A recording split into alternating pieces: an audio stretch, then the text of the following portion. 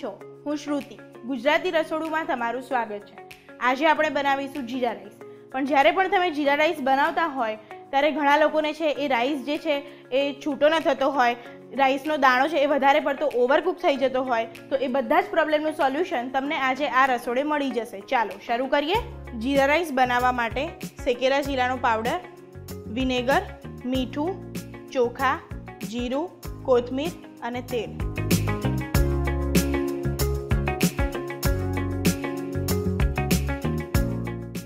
મેં અહીંયા 1 કપ સેલા બાસમતી ચોખા લીધા છે. હવે ઘણા લોકોને એવું હોય કે ચોખા 1 કલાક પલાળવા કે અડધો કલાક પલાળવા, પણ ના, તમે જ્યારે જીરા રાઈસ બનાવો છો ત્યારે એના ચોખા તમારે બરાબર 2-3 પાણીથી ધોઈ લેવાના અને પછી એને 10થી 15 મિનિટ જ પલાળી રાખવાના. જો તમે એને વધારે પલાળશો તો દાણો જે છે એકદમ પોચો પડી ગયો હશે અને તમારો જીરા રાઈસ છે એ છૂટો નહીં થાય. તો મેં અહીંયા 1 કપ સેલા બાસમતી ચોખા લીધેલા છે. હવે આપણે એનું પાણી કાઢી લઈશું. હવે પાણી છે એ ગરમ થઈ ગયું છે. હવે આપણે એની અંદર 1 થી 2 ચમચી જેટલું તેલ એડ કરીશું.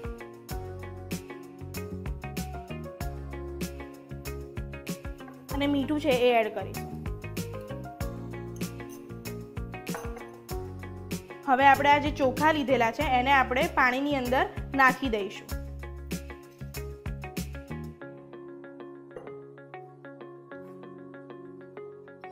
પાણીની અંદર મેં ચોખા નાખી દીધા છે. હવે આપણે એને 60 થી 70% કૂક કરીશું. તો રાઈસ છે એ કૂક થઈ ગયા છે. હવે આપણે એની અંદર 1 થી 2 ચમચી જેટલો વિનેગર નાખીશું. વિનેગર નાખશો એટલે તમારો જે રાઈસ છે એ વ્હાઈટ થઈ જશે અને તમારો રાઈસ થવા આવે એના પછી જ તમારે એની અંદર વિનેગર એડ કરવાનો.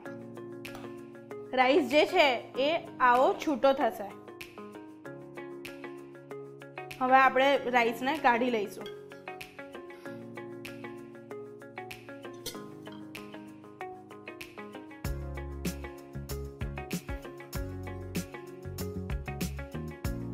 તો રાઈસને બહાર કાઢી લીધા છે. હવે આપણે એની ઉપર ઠંડુ પાણી ઉમેરીશું.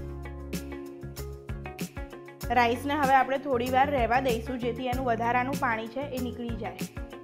રાઈસ છે એ ઠંડો થઈ ગયો છે. હવે આપણે જીરા રાઈસ બનાવીશું. જ્યારે પણ તમે જીરા રાઈસ બનાવો ત્યારે બધાને એવું જ હોય કે જીરા રાઈસ તો ઘીમાં જ બને, અને મને પણ એવું જ હતું કે જીરા રાઈસ છે એ ઘીમાં જ બને. પણ ના, તમે જ્યારે રેસ્ટોરન્ટમાં જાઓ છો ત્યારે જીરા રાઈસ છે એ તમને તેલમાં વઘારીને આપવામાં આવે છે.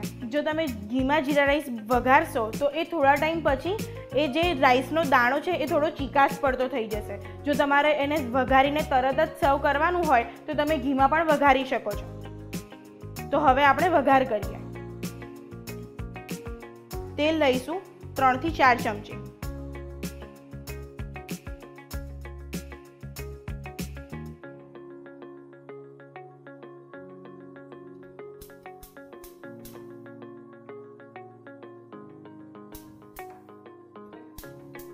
તેલ છે એ ગરમ થઈ ગયું છે. હવે આપણે એની અંદર 2 થી 3 ચમચી જેટલું જીરું નાખીશું.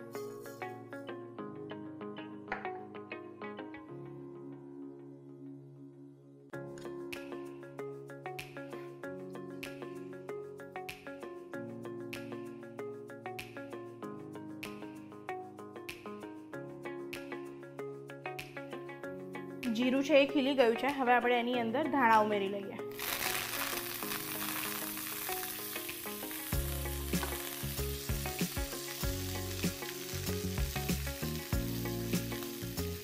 હવે આપણે જે રાઈસ બનાવ્યો હતો એ ઉમેરી લઈએ.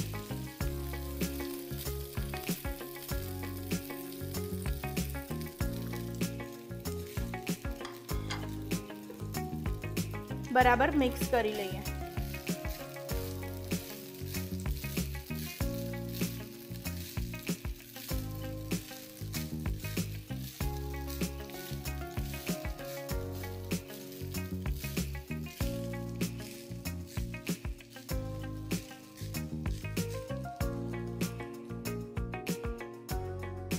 મીઠું નાખીશું સ્વાદ પ્રમાણે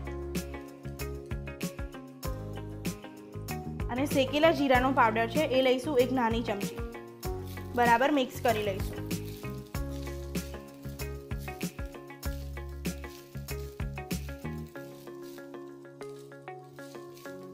જીરા રાઈસ તૈયાર છે, સર્વ કરીશું.